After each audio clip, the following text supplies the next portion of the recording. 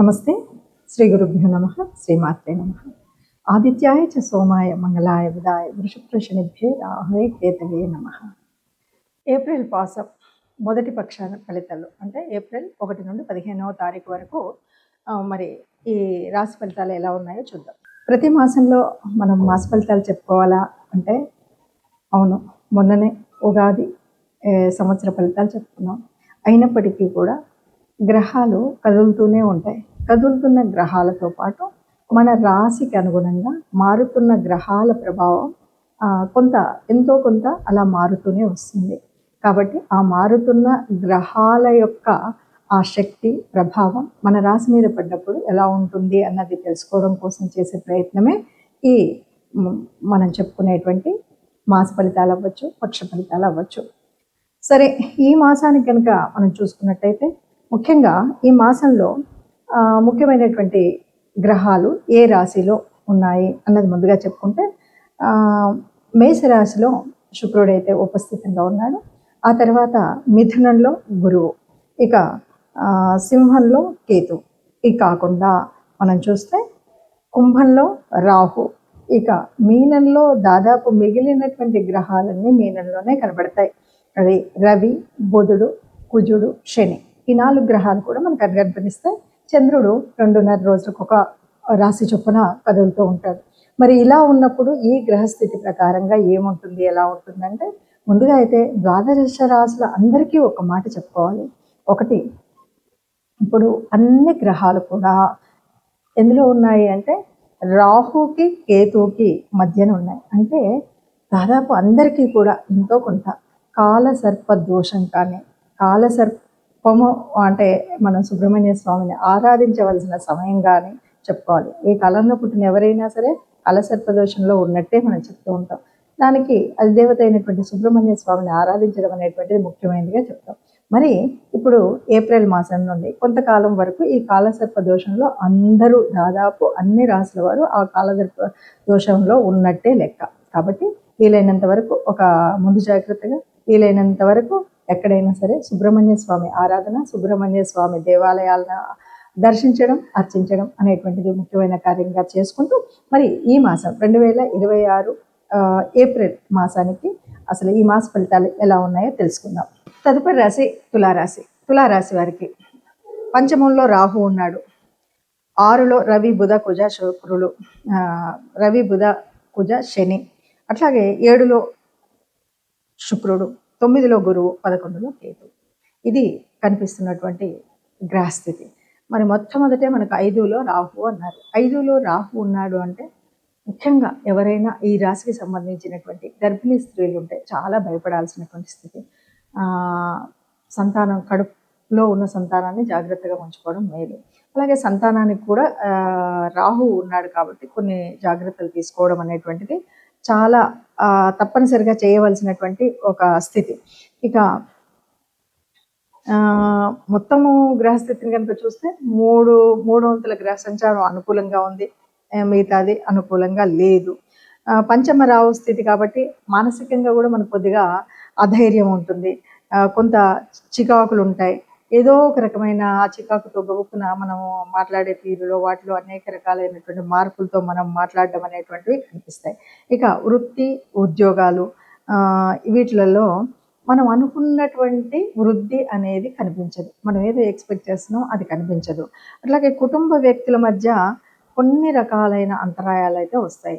అంటే మనం అనుకున్నది ఒకటి, జరిగేది ఒకటి. మనం ఏదో మంచి కోసం చేస్తాం, ఇంట్లో వాళ్ళు కూడా అర్థం చేసుకోలేనటువంటి పరిస్థితి అయితే కనిపిస్తుంది.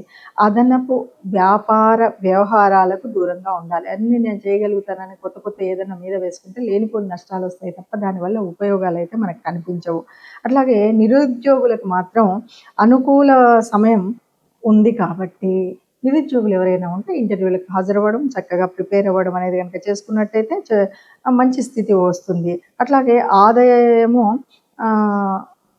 ఎంతగా ఉంటుంది అంటే మన అవసరాలకు సరిపోయినట్టుగా ఉంటుంది. అంటే పెద్దగా మనం అప్పులు చేసి కష్టపడేంత ఉండదు, వచ్చినటువంటి ఆదాయం సరిపోతుంది. కానీ మనకు కాస్త చికాకులు, చింతలు లేకుండా ఉండాలి అంటే కాస్త జాగ్రత్తగా ఉండాలి అనే విషయం మనకు తెలుస్తుంది.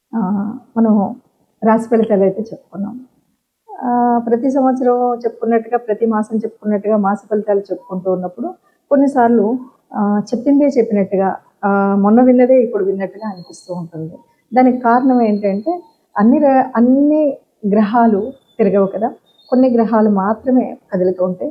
ఆ గ్రహాలు వాటి యొక్క భావం అనేటువంటిది, ప్రభావం అనేది అన్నింటి మీద ఒకలా ఉండదు. ఇంకొకటి ఏంటంటే దాదాపుగా మనకు ఈ కనిపిస్తున్నటువంటి, ఈ తిరుగుతున్నటువంటి సమయంలో కనిపించేటువంటి గ్రహాల స్థితి ఉపయోగకుంటే, జన్మ జాతకంలో ఉన్నటువంటి మన కుండల్ని బట్టి ఉండేటువంటి గ్రహాల స్థితి వేరుగా ఉంటుంది. అలాంటప్పుడు అంతేకాదు అంతర్దశ నడుస్తున్నటువంటి సమయం, అదే కాదు మనకు మన రాశిలో ఉన్నటువంటి ఏ యోగించే గ్రహాలు ఉన్నాయి, ఏవి లేవు, వీటన్నింటిని బట్టి ఆధారంగా ఉంటుంది. కాబట్టి మనకు ఒక్కొక్కసారి కొన్ని ఫలితాలు నిజం 100% అలాగే ఉంది అనిపించవచ్చు, కొన్నిసార్లు అంతగా కలవట్లేదు అని అనిపించవచ్చు. వీటన్నింటికి మనకు ప్రత్యేకంగా కావాలి అన్నప్పుడు మాత్రం ప్రత్యేకంగా జన్మకుండలి ద్వారా మనం తెలుసుకోవడం అనేటువంటిది ఉత్తమమైనటువంటి పద్ధతి. అయితే సహజంగా మామూలుగా మనం ఏప్రిల్ మాసానికి ఏదో చిన్న చిన్న పనులు చేసుకోవచ్చు అన్నప్పుడు దీన్ని చూసుకుంటే, గోచార రీత్యా ఎలా ఉందో తెలుసుకుంటే సరిపోతుంది. ఇక మరి ఇలా తెలుసుకున్నా, ఏం చేసినా, ఏదైనా సరే దేవతా అనుగ్రహం ఉండాలి. అలాగే గ్రహాల యొక్క అనుకూలత లేనప్పుడు ఆ గ్రహాలు మనకు అనుకూలించే విధంగా గ్రహాల యొక్క ప్రార్థన కూడా ఉండాలి. మరి అలాగా మనకి ఇప్పుడు ఏ దేవత ఆరాధన ముఖ్యంగా ఉంటుంది అంటే, చైత్రమాసము వైశాఖ మాసం వరకు కూడా మనము ముఖ్యంగా రాముణ్ణి, హనుమంతుడిని, అంటే విష్ణు సంబంధిత దేవతల్ని కొలవడం అనేటువంటి ఒక పద్ధతి. ముఖ్యంగా మనకి ఈ ఏప్రిల్ మాసము అంటే మనకు వచ్చేటువంటిది ఎలా ఉంటుందంటే, చైత్ర వైశాఖాల కలిమేడిగా ఉంటుంది. కాబట్టి మనము ఆ దేవదేవుడు అవతారమూర్తి రాముడు ధర్మస్వరూపుడు కాబట్టి రామావతారాన్ని, ఇంకొక విషయం ఏంటంటే మనం చైత్రమాసం అంతా కూడా రామోత్సవాలు చేసుకుంటాం. వైశాఖం వచ్చేసరికి సీతానవమి చేసుకుంటాం. అంటే ఈ రెంటి మధ్యలో ఉన్నటువంటి ఆ ప్రకృతి పరమాత్మ తత్వాన్ని మనం పూజ చేస్తాం. కాబట్టి ఆది పురుషుల్లాగా మనకు మార్గదర్శనం చేసినటువంటి ఆ శ్రీరామచంద్రుడు యొక్క ఆరాధన, లేకపోతే ఆ శ్రీరామచంద్రుడు గుణగణాలని తెలుసుకుంటూ మనం ఆచరించేటువంటి ప్రయత్నం చేసినట్లయితే సకల విజయాలు కలుగుతాయని చెప్పొచ్చు. సరే, ఏదేమన్నా మనకి కొంతగా మనం చెప్పుకున్నటువంటి రాహు కేతుల మధ్యలో ఉంది కాబట్టి దీనివల్ల పొందేటువంటి దుష్ఫలితాలు ఉండకూడదు. కాబట్టి అలాగే సుబ్రహ్మణ్య స్వామి ఆరాధన కూడా చేయడం మంచిది. ఇవన్నీ కాదండి, సుబ్రహ్మణ్య స్వామి, ఇటు రాముడు, ఇవన్నీ మళ్ళీ ఇష్టదేవత, ఇన్ని రకాలు అంటారు కాబట్టి అని అంటే కనుక హాయిగా వారం వారం నవగ్రహ మండపానికి వెళితే ఏ రకమైనటువంటి కష్టం లేకుండా హాయిగా ఉంటాం.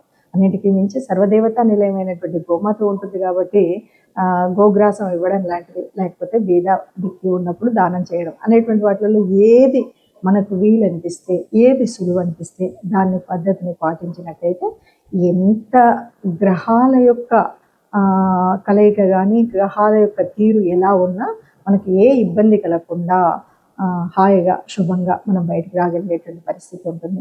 అలా ఉండాలి. అందరూ అంతే ఆనందంగా ఉండాలి, అందులో మనం కూడా ఉండాలి ఆశించేటువంటి ఒక గొప్పనైనటువంటి సనాతన ధర్మంలో ఉన్నటువంటి వాళ్ళం మనం మాత్రమే చూసుకునేటువంటి ఈ జ్యోతిష్యము, జాతకము అనేటువంటి దీంట్లో ఇది చక్కని ఒక వైజ్ఞానిక శాస్త్రం. దీంట్లో అనేక రకాలైన రుజువు సాక్ష్యాలతో నిరూపించబడినటువంటి శాస్త్రం కాబట్టి ఇందులో తప్పనిసరిగా మనం కనుక అనుకున్నట్టుగా నిజంగా మన తిథివార నక్షత్రాలు సరిగ్గా ఉన్నాయి అని చూసుకున్నప్పుడు తప్పనిసరిగా మనకు మార్గదర్శనం చేసేటువంటి శాస్త్రం ఇది కనుక ఇప్పుడు మనం చూసుకున్నటువంటి దాంట్లో సంతృప్తి కనుక చెందకపోతే తప్పనిసరిగా మీరు మీ జన్మ జాతకాన్ని ఎవరైనా నిపుణులైనటువంటి పండితుల చేత లేదా జ్యోతిష నిపుణుల చేత చూయించుకుని మీ యొక్క ఈ సంవత్సర కాలానికి అనువుగా ఉండే రకంగా మీరు మార్గదర్శనం చేయించుకోవచ్చు.